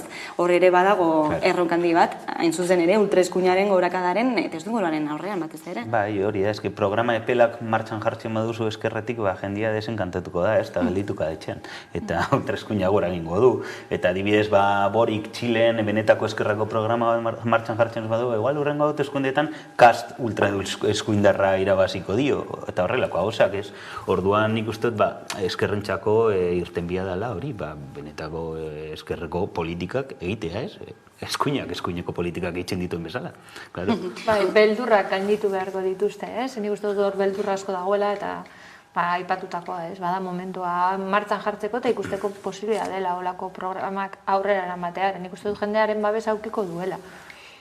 Dena den, ultraeskuinaz asko hitz egiten dugu, ikusten dugu Vox alderdi politiko gisa legitimatzen dela, telebistetara ere gonbidatuak izaten direla, ez? Hor ikusten duzu ultraeskuinaren normalizazio prozesu bat? Hori, bai, aspalditik. Eta gainera, hori batzutan esan duguna, ez? Ventana de Oberton, gero eta adierazpen edo gauza bortitzak botatzen dituztenak, gero apurtxo bat gutxiago direnak, onartzen dira asko zerrezago, ez? Dinot, hilko ditugu ez dakizer, gehiagi, kartzelaratuko ditugu, bueno, igual ez da, inbesterako. Dinot, normalizazioa hortik datoz, ez? Eta nik beldurra ematen dit, batez ere ez Vox ailegatzea, baizik eta ikusten dudala da PP aurrera pausoak ematen ari dela. Claro, bai, normalizazio hori nik uste dut urteetan zehar ikusi dugula, ez? Ez bakarrik Espainiar estatuan, bakarrik Frantzian Marine Le Pen, Front Nacional, hamarkadak izan dira, ez? Bere diskurtsoa komunikabietan agertzen gauza normal bezala, edo, Italian etianik bai, ez? Ultraeskuinak potera euki du eta bizibilitatea euki du, ez da nik hor joia, uste dut, berandu gabizera, normalizazio hori eman da, orain egin behar dela, da diskurtso hori borrokatu, eta desakreditatu, eta gezurra, esaten diren gezurrak, mai gainean jarri, nola bait, oso zaila da. Batez ere sare sozialak sartzen direlako jokoan, ere? Gainera hori, sare sozialek duten boterea, eta hor ikusten den, diskurtso, ez dakit, ultrak eta inork ez ditu errebatitzen, eta bai. Betiko da, lehen esan duguna, aipatu duguna, impunitate punto bat dagoelako. Ez dago ondorio latzik haientzat. Baina ez instituzioan mailan, ez hauteskundetan, eta ez da ere gizarte mailan. Batzutan, lehen botatzen ez diren gauzak orain entzuten dira kalean, eta batzutan da, onartezina, eta igual plante egin beharko dugu, eta ez dakita aurpegiratu, eta esan hori ezin duzunean. Naiz eta pentsatu, baina igual lehen jendea pentsatzen zuen baina zuten botatzen, baina gaur egun entzuten dira gauza batzuk. Ez que hor dago arazoa, Voxek egiten duen diskurtsoa kongresuan gero kalean entzuten duzu, hurrengo egunean. Horrek badauka bere influentzia, ez da, orduan nik uste dut, bai, lan pedagogiko asko egin behar dela, hezkuntza errefortzatu. Baina, klaro, baita ere gaude momentu batean, non jendeak ez dituen gaiak sakonki landu nahi, ez dituen albisteak entzun nahi, edo irakurri nahi, zer gertatzen den jakin nahi, ez? Eta beraz, horrelako diskurtso utzalak, baina populistak aldi berean, ez, nola baiteko garrantzia hartzen dute, indarra hartzen dute. Azken finean ikustu dut krisi aldietan lehentasunak ezberdinak dira, eta igual bakoitzak bakarrik heltzeko hilabetaren amaiera horrekin nahiko dauka. Dinot, bai eskatzen diegu gehiegi jendeari, dinot, nik bai ikusten du pedagogia batez ere gaztiren partetik entzuten diren gauzeaen gatik, ez da bakarrik jende nagusia, lehen pentsatzen genuen eskuina edo behintzat olako diskurtsoak adineko pertsonek esaten zutela, gaur egun nik ikusten dudan gazteri batzuk olako gauzak botatzen, segurazki izango da sare sozialetan etengabe jasotzen dituztelako olako mezuak, baina nik uste dut hori pedagogia ezinbestekoa da. Eske krisi kontekstu horrek guztiz dana markatzen du, esan behar dugu, goratu behar dugu, hogei urte dituen pertsona batek beti bizi izan dela krisi garaian, ez ditu garaionak ezagutu, ez da, orduan horbe bai, radikalizazioa, ultraeskuineko radikalizazioa oso erraza da, karo, kulpatu alduzu, esan alduzu erro guztia inmigrantean dela, edota emakumeena, edota nahi duzuna, berdin da, eta igual beti krisi garaian eta oso txarto pasatu duen ekonomikoki gazte batek, ezki igual erosiko dizu, ze bere zirkustantziak oso latxak izan direlako, ez da, orduan, bai, kapitalismoaren gainberak dakarrena da hau, ez? Baina, nik uste instrumentuak hau zela, ez da, hau dana borrokatzeko. Ikusi du gaur goizean metal langilean, zelan atera diren kalera, eta nik uste dut hori da behar duguna. Hori manda. Mezu ezberdinak kalera eramatea. Eta gure eskuetan dago. Hori da. Beno, hemen utziko dugu gaurko solasaldia. Eskerrik asko beste behin gurean izateagatik Alaitz Argandoña eta Miguel Aizpuru. Eta ordubitatik aurrera eguneko albiste nagusia Carolina Suarez lankidaren eskutik egunero bezala. Orain arte. Amaikak aplikazio berria du. Gaurtik aurrera, Amaika telebista edozein etxetatik ikus dezakezue. Smart TV aplikazio berriari esker gainera, munduko edozein txokotan dago eskuragarri. Sartu Google Play plataforman. Bilatu Amaika aplikazioa. Aukeratu Amaika. Instalatu eta gozatu edukiez nahi eran.